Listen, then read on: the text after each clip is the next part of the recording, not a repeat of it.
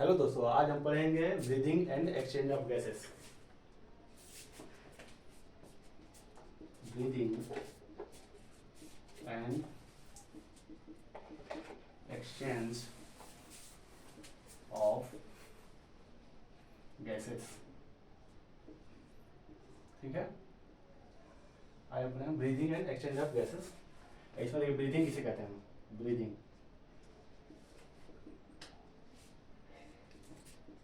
breathing is the process in which exchange breathing is the process in which exchange of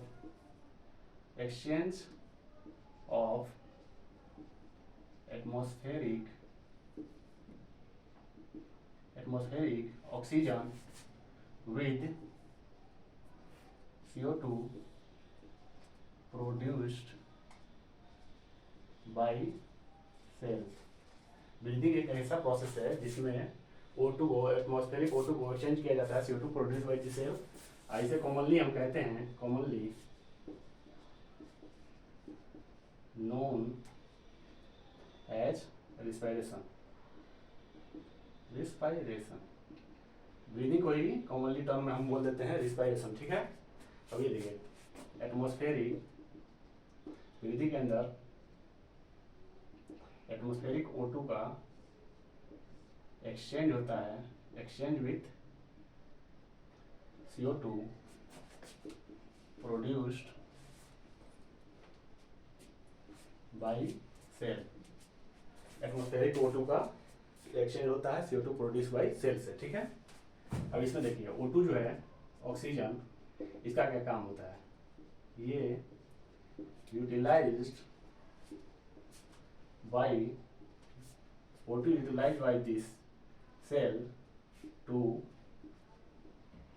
indirectly break down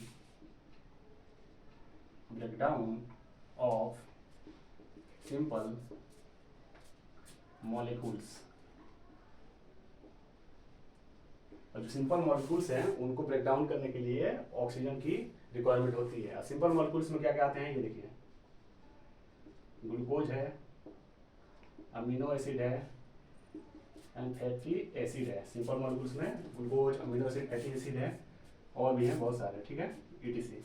अब इनको break down जब किया जाएगा catabolic reaction के through, catabolic reaction चलेगा cell के अंदर, कैटाबॉलिक रिएक्शन थ्रू इनको जब ब्रेक डाउन किया जाए ग्लूकोज, अमीनो एसिड और फैटी एसिड को, तो रिलीज होगा energy, energy to perform various activities. अब जितनी भी एक्टिविटीज है, पढ़ा रहे हैं, चाहे कुछ भी कर रहे हैं, स्विमिंग कर रहे हैं, दौड़ रहे हैं, इन सब काम के लिए और ये एनर्जी की रिक्वायरमेंट होती है। एनर्जी की रिक्वायरमेंट फुलफिल करने के लिए ग्लूकोज को तोड़ा जाता है सेल्स के अंदर कैटाबॉलिक रिएक्शन के थ्रू। इसमें O2 यूटिलाइज किया जाता है। ठीक है, अब इसमें देखिए, जो कैटाबॉलिक रिएक्शन होता है इसमें CO2 रिलीज होता है, CO2 प्रोड्यूस होता है, उसको CO2 produced during catabolic reaction. जब कैटाबॉलिक रिएक्शन होगा तो CO2 प्रोड्यूस होगा, और ये जो CO2 है, CO2 इज हार्मफुल। ये हार्मफुल है, तो इसीलिए इसको released out from the cell. ये CO2 हार्मफुल है, इसीलिए इसको रिलीज आउट किया जाएगा सेल से ब्रीथिंग थ्रू, और ऑक्सीजन जो यूजफुल है इसको हमेशा प्रोवाइड किया जाएगा सेल के अंदर ब्रेक डाउन करने के लिए ये सिंपल मॉलिक्यूल्स को। ठीक है, इसलिए देखें, hence O2 continuously provided to the cell and CO2 released out from the cell। इसलिए यहाँ से जो O2 है कंटिन्यूसली प्रोवाइड किया जाएगा सेल में और CO2 को रिलीज आउट किया जाएगा सेल से। अब आगे देखिए, आगे देखते हैं।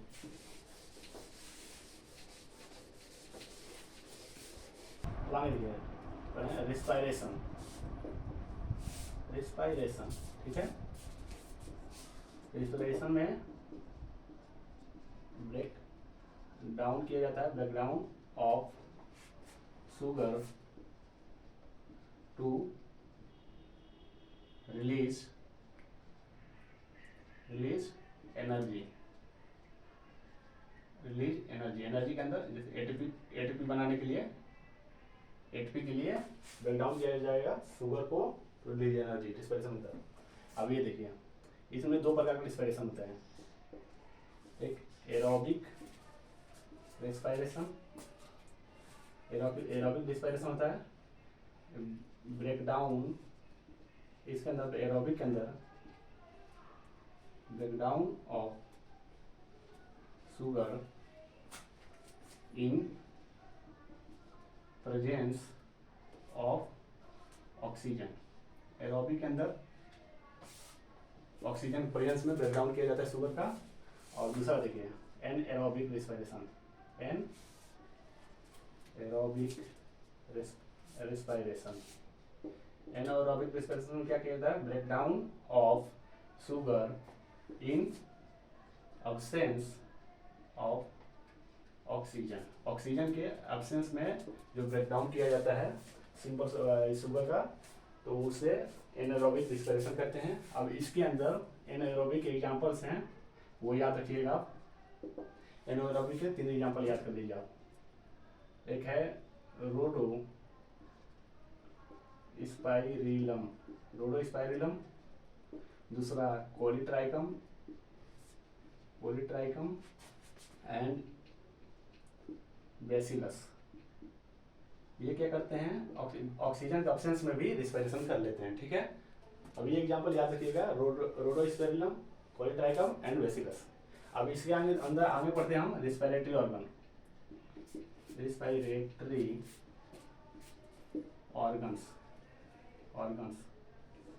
रिस्पायरेटरी ऑर्गन्स वेरी करता है हर ऑर्गेनिज्म टू ऑर्गेनिज्म। अब ये बेस्ट किया जाता है, रिस्पायरेटरी ऑर्गन को डिफाइन किया गया है, देखिए बेस्ड ऑन हैबिटाट, अलग अलग कैटेगरी में इसको रखा गया हैबिटाट के बेसिस पे और लेवल ऑफ ऑर्गेनाइजेशन के बेसिस पे इसको हम अलग अलग कैटेगरी किए हैं रिस्पायरेटरी ऑर्गन्स को बेस्ड ऑन हैबिटाट, कहाँ पाया जाएगा ऑर्गेनिज्म, और लेवल ऑफ ऑर्गेनाइजेशन, क्या सेलुलर लेवल है, टिश्यू लेवल है या ऑर्गन लेवल है, ऑर्गन सिस्टम लेवल है, इसके बेसिस पे इसको अलग अलग क्लास में रखा गया, ठीक है। अब सिंपल डिफ्यूजन देखिए किसके अंदर होता है। सिंपल डिफ्यूजन है, वो होता है स्पंजेस के अंदर, स्पंजेस, सिलेंट्रेट्स के अंदर एंड फ्लैट वार्म के अंदर। फ्लैट वार्म को प्लेटी हेलमिंथिस बोलते हैं, प्लेटी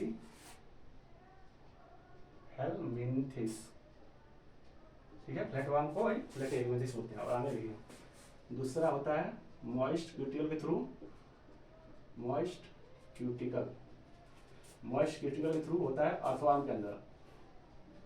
अर्थवार्म करता है मॉइस्ट क्यूटिकल के थ्रू, ये है एनेलिडा के ऊपर, एनेलिडा के अंदर मॉइस्ट क्यूटिकल। और थर्ड देखिए ट्रैकियल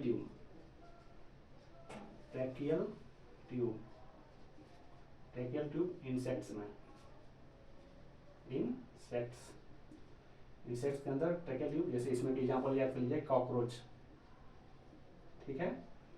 और फोर्थ याद करिए गिल्स जिसको हम ब्रैंकियल रिस्पायरेशन बोलते हैं। गिल्स क्यों, ब्रैंकियल रिस्पायरेशन, ब्रैंकियल रिस्पायरेशन। अब इसके एग्जांपल हैं, देखिए aquatic arthropods, aquatic arthropods, aquatic arthropods, ठीक है, मोलस्का, मोलस्का एंड फिशेस, इसके एग्जांपल है। देखिए ब्रैंकियल रिस्पायरेशन के aquatic arthropods, Mollusca and fishes, ठीक है। और ये देखिए लंग्स, लंग्स को पल्मोनरी रेस्पिरेशन, जो लंग्स के थ्रू करते हैं उसको pulmonary, pulmonary respiration, pulmonary respiration, pulmonary respiration होता है। Amphibians, amphibians, reptiles, reptiles, apps, apps and mammals, mammals. Lungs पाया जाता है एम्फीबियंस में, रेप्टाइल्स में, एप्स में और मैमल्स। एप्स मतलब बर्ड्स को कहते हैं, एप्स और मैमल्स में। और एम्फीबियंस की एक एग्जांपल है फ्रॉग, फ्रॉग, फ्रॉग के अंदर क्यूटेनियस रिस्पायरेशन पाया जाता है, क्यूटेनियस रिस्पायरेशन पाया जाता है, ठीक है, रिस्पायरेशन। ये अपने पूरा स्किन के थ्रू ही रिस्पायरेशन करता है फ्रॉग, इसलिए इसके अंदर क्यूटेनियस रिस्पायरेशन होता है, ठीक है। और आगे पढ़ते हैं।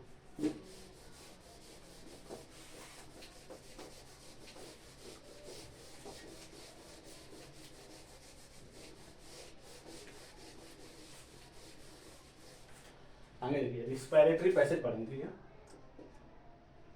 Respiratory passage, respiratory passage. अब रिस्पायरेटरी पैसेज में ये देखिए, ये स्टार्ट होता है एक्सटर्नल नॉस्ट्रिल्स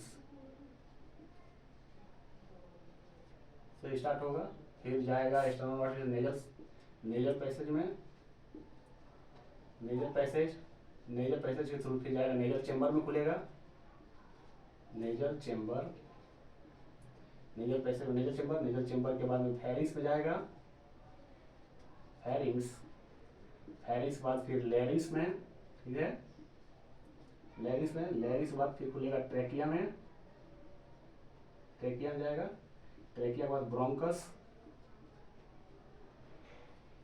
फिर ब्रोंकस में देखिए, इसके बाद देखिए फिर प्राइमरी ब्रोंकाई में खुलेगा, प्राइमरी ब्रोंकाई, फिर प्राइमरी ब्रोंकाई खुलेगा सेकेंडरी ब्रोंकाई,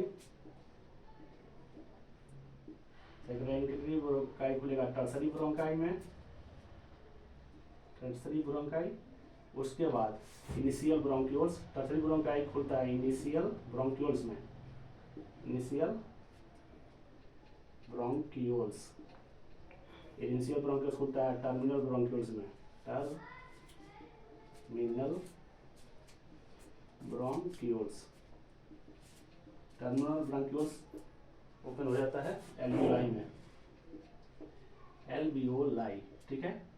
एल्वियोलाई जो है ये एक वेस्कुलर बैग है, वेस्कुलर बैग जो कि थिन होता है और इरेगुलर वाल होता है इसका, इरेगुलर, एल्वियोलाई का इरेगुलर वाल होता है, थिन होता है और वेस्कुलर बैग होता है, ठीक है।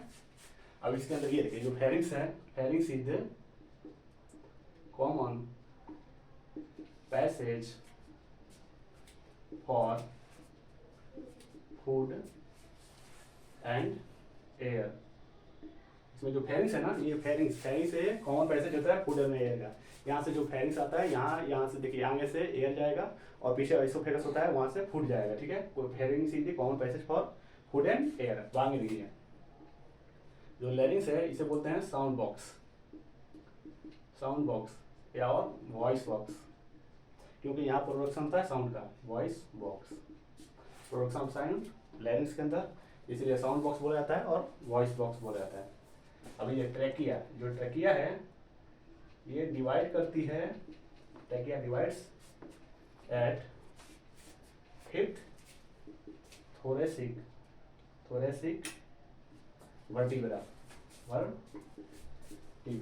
ये याद रखिएगा। जो ट्रैकिया है ये हमारे थोरेसिक जो वर्टिब्रा याद है, सर्वाइकल 7 उसके बाद थोरेसिक 12 होता है, तो उसमें जो फिफ्थ नंबर है, फिफ्थ नंबर से ट्रैकिया, ये जो ट्रैकिया है डिवाइड करेगा, ठीक है, ब्रोंकस ब्रैंकियोल में, ठीक है। अब ये देखिए यहाँ ट्रैकिया से लेके और इनिशियल ब्रोंक्यूल्स तक, यहाँ ट्रैकिया टू इनिशियल जो ब्रोंक्यूल्स है ये सपोर्ट किए जाते हैं, सपोर्टेड बाई ये trachea to initial bronchiole supported by incomplete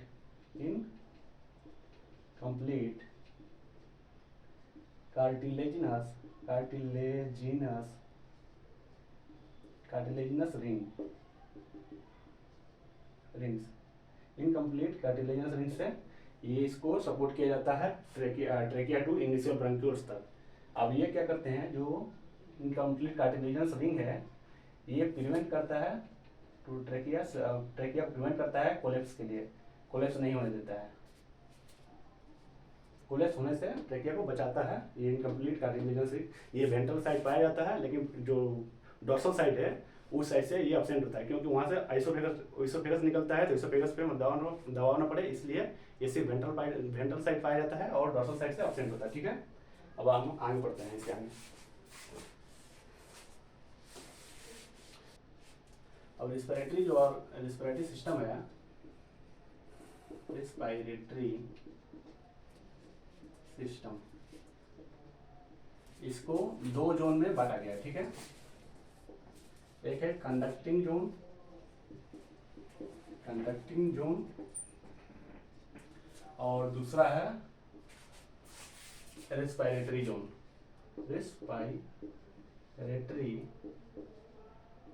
ठीक है। कंडक्टिंग जोन है ये एक्सटर्नल नॉस्ट्रिल से लेकर एक्सटर्नल से लेकर इनिशियल ब्रोंक्यूल्स तक होता है, नहीं एक्सटर्नल नॉस्ट्रिल से टर्मिनल ब्रोंक्यूल्स तक ये होता है एक्सटर्नल कंडक्टिंग जोन, ठीक है। और रेस्पिरेटरी जोन ये इसमें क्या होता है, ये है एक्चुअल साइट ऑफ डिफ्यूजन, यहाँ पे एक्चुअल साइट ऑफ डिफ्यूजन, यहाँ पे एक्चुअल साइट होता है, गैस का डिफ्यूजन होता है यहाँ पे, ये बिटवीन होता है diffusion between alveoli and blood और एल्वियोलाई के बीच में जो एक्चुअल डिफ्यूजन होता है गैसेस का, उसे रेस्पिरेटरी जोन बोलते हैं। और यहाँ देखिए ये exchange of gases between atmosphere and lungs और एटमॉस्फेयर बीच जो एक्सचेंज होता है उसे कंडक्टिंग जोन बोलते हैं, एक्सटर्नल नॉस्ट्रिल से टर्मिनल ब्रोंक्यूल्स तक होता है। और respiratory zone actual site of diffusion होता है, ये बिटवीन एल्वियोलाई एंड ब्लड, ठीक है। अभी देखिए एल्वियोलाई ब्लड में देखिए O2 है, इसका एक्सचेंज होगा, O2 का एक्सचेंज होगा, O2 का एक्सचेंज CO2 से, ठीक है। अब ये देखिए, अब आगे इसका फंक्शन देखते हैं, कंडक्टिंग जोन का फंक्शंस ऑफ कंडक्टिंग जोन। इसका पहला फंक्शन देख लीजिए, ट्रांसपोर्ट ऑफ एयर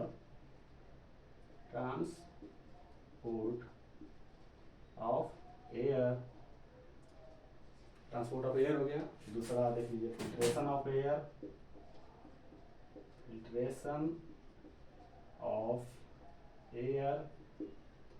तीसरा याद कर लीजिए humidification of air,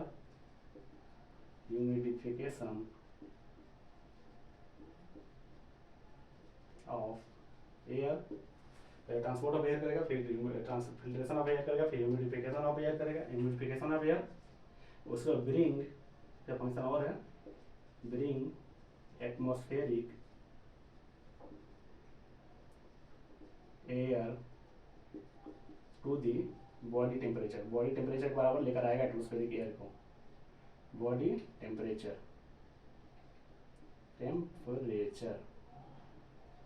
body temperature को, बॉडी टेम्परेचर के बराबर एटमॉस्फेरिक एयर को करेगा। और देखिए चौथा था, पाँचवा रिमूव करता है, रिमूव डस्ट पार्टिकल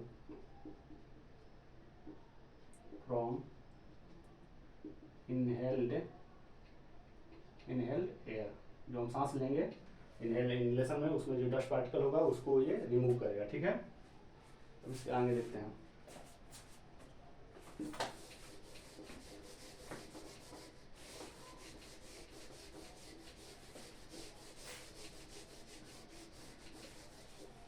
अब आगे देखिए, जो ये देखिए branching network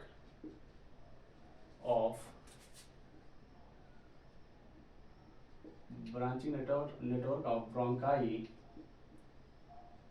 bronchioles and alveoli form करते हैं हमारा लंग्स को। Lungs branching network of bronchi जो है, ब्रोंक्यूल्स है, एल्वुलाई है, ये सब मिलकर कंप्राइज करते हैं, मतलब मिलकर बनाते हैं लंग्स को। ठीक है, हमारे पास वन पेयर ऑफ लंग्स है, we have one pair of lungs.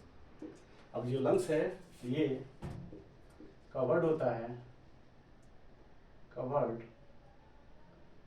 By double layer pleura, double layer pleura से कवर किया जाता है। जो आउटर लेयर होता है, आउटर पेराइटल बोलते हैं, और इनर लेयर को विसरल। और जो आउटर लेयर होता है, जो आउटर लेयर है ये होता है क्लोज कांटेक्ट होता है with thoracic lining, thoracic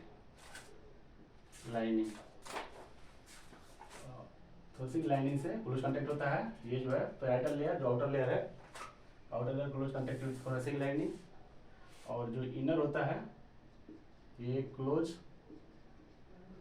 contact with lung surface. Inner वाला क्लोज कांटेक्ट होता है, मतलब कि इनर वाला लंग से चिपका होता है, और जो आउटर पेराइटल होता है वो थोरेसिक लाइनिंग से कांटेक्ट में होता है। ठीक है, अब जो थोरेसिक कैविटी है, thoracic cavity, it is the anatomically,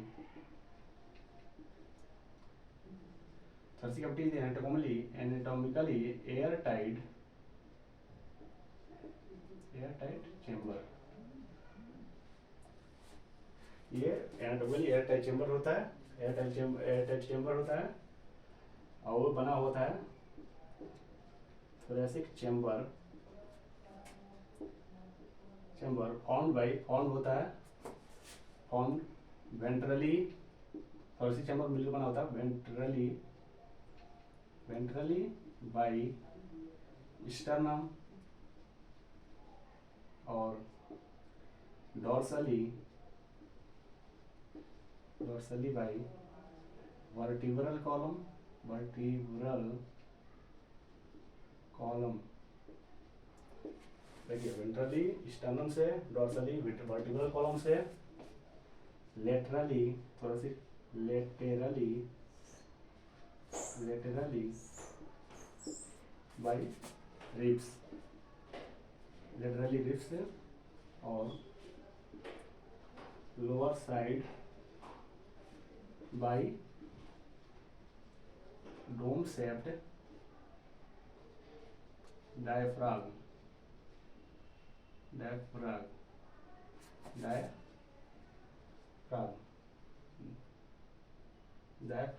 ठीक है।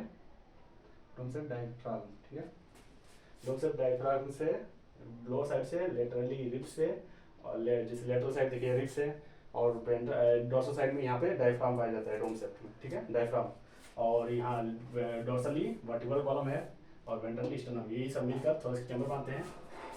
ये होता है दिस अरेंजमेंट, ये जो अरेंजमेंट है, this arrangement is essential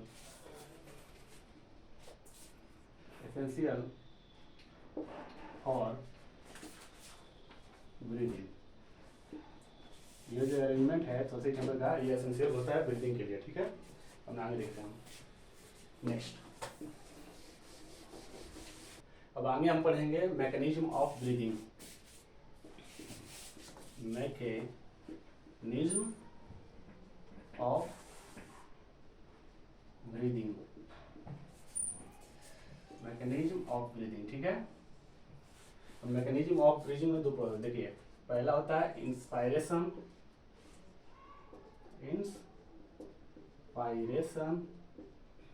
inspiration के अंदर क्या होता है कि एटमॉस्फेरिक एयर को हम लंग्स तक पहुंचाते हैं, इनहेल करते हुए, इनहेलेशन थ्रू ये मतलब एटमॉस्फेरिक एयर को हम लंग्स में लेते हैं, इसे इंस्पायरेशन बोलते हैं। और दूसरा एक्सपायरेशन। एक्सपायरेशन में एटमॉस्फेरिक एयर को एक्सपेल्ड आउट करते हैं, इसे एक्सपायरेशन बोलते हैं। और इंस्पायरेशन में एटमॉस्फेरिक एयर को इनहेल करते हैं, उसे इंस्पायरेशन बोलते हैं। अब ये देखिए इंस्पायरेशन कब होगा, जब इंट्रा पल्मोनरी प्रेशर, जब इंट्रा पल्मोनरी प्रेशर कम होगा एटमॉस्फेरिक प्रेशर से,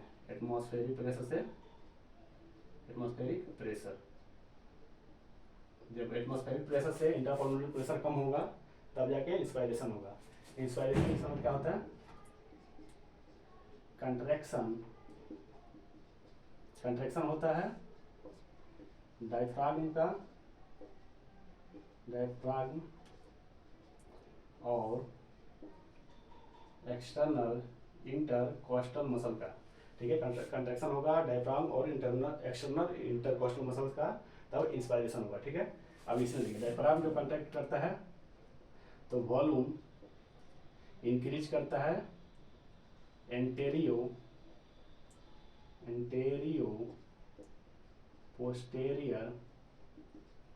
पोस्टेरियर एक्सिस से। ये जो डायफ्राम कंट्रैक्ट करेगा नीचे जाएगा तो वॉल्यूम एंटेरियर पोस्टेरियर, देखिए एंटेरियर पोस्टेरियर एक्सिस से डायफ्राम नीचे जाएगा तो ये वॉल्यूम इंक्रीज करेगा एंटेरियर पोस्टेरियर एक्सिस से डायफ्राम। और देखिए एक्सटर्नल इंटरकोस्टल मसल इंक्रीज करता है volume in dorso ventral axis से ये वॉल्यूम इंक्रीज करता है, ठीक है।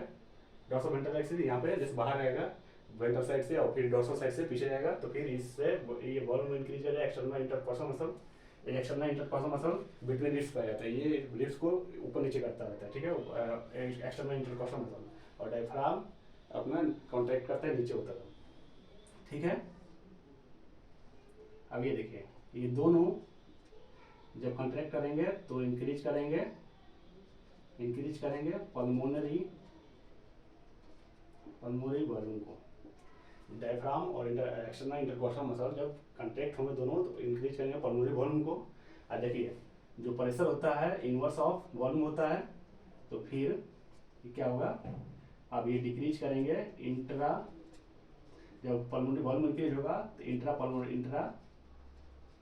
पल्मोनरी प्रेशर कम होगा, ठीक है। जब पल्मोनरी वॉल्यूम इंक्रीज करोगे तो इंट्रा पल्मोनरी प्रेशर कम होगा, तो जो एयर है air moves into the lungs, ठीक है।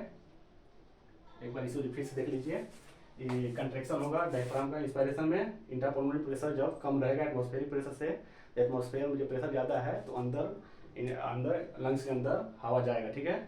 कंट्रैक्शन होगा डायफ्राम का एक्सटर्नल इंटरकोस्टल मसल का, डायफ्राम कंट्रैक्ट करेगा एंटेरियर पोस्टीरियर एक्सिस से और जो एक्सटर्नल इंटरकॉस्टल मसल है वो कंट्रैक्ट करेगा, डॉर्सो वेंट्रल एक्सिस से वॉल्यूम इंक्रीज करेगा, और जब वॉल्यूम इंक्रीज हो जाएगा पल्मोनरी वॉल्यूम इंक्रीज कर देंगे दोनों मिलकर, उसके बाद इंट्रा पल्मोनरी प्रेशर कम हो जाएगा और उसके बाद हवा जो है अंदर चला जाएगा लंग्स के अंदर, ठीक है।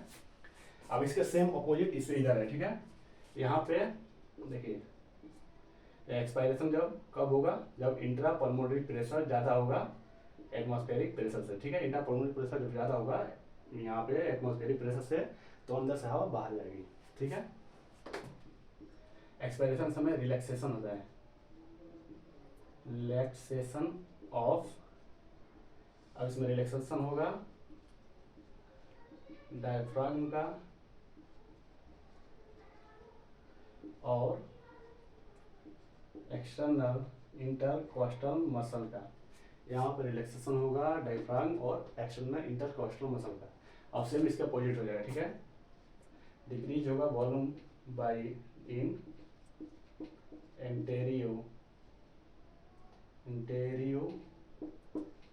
पोस्टेरियर एक्सिस, डिक्रीज करें वॉल्यूम का एंटेरियो पोस्टेरियर एक्सिस से। ये एक्सटर्नल इंटरकॉस्टल मसल जब रिलैक्स होगा तो डिक्रीज करेगा volume in dorso ventral axis, dorso ventral axis से। अब ये दोनों क्या करेंगे, डिक्रीज करेंगे पल्मोनरी वॉल्यूम को डिक्रीज करेंगे, ठीक है।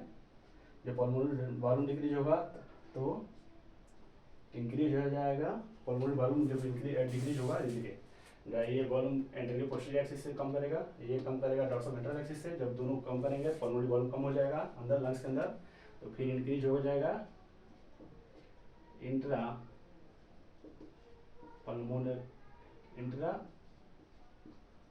Pulmonary pressure. Intra pulmonary pressure जब इंक्रीज होगा तो जो हवा है वो बाहर चल जाएगी, air moves out from lungs. अब एयर है मूव्स आउट हो जाएगा लंग्स से, ठीक है। अब इसके नेक्स्ट जो हम पढ़ेंगे तो फिर अगले वीडियो में नेक्स्ट अच्छी तरह डिटेल फिर आएगा, नेक्स्ट अगले वीडियो में पढ़ेंगे, ठीक है।